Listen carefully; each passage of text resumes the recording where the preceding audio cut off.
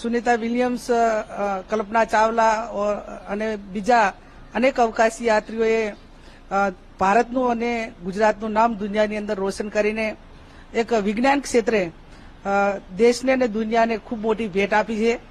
9 મહિનાથી જ્યારે અવકાશ યાત્રી તરીકે હતા ત્યારે ક્યાંક ને ક્યાંક આખી દુનિયા એમના માટે ચિંતિત હતી અને એટલા માટે કરીને જે સહી સલામત રીતે એ વાપસ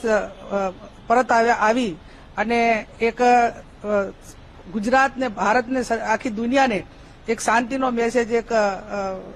જે ફીલ થતું હતું કે ક્યારે આવશે, જે ચિંતામાંથી મુક્ત કર્યા છે, ત્યારે ભગવાનને પણ પ્રાર્થના કરીએ કે સુનિતા વિલિયમ્સ અને જે અવકાશ યાત્રીઓ છે એમને કામ કરવા માટેની જે શક્તિ છે એમાં ભગવાન એમને અનેક ગણો વધારો કરે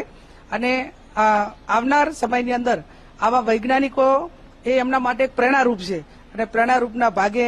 બીજા પણ જે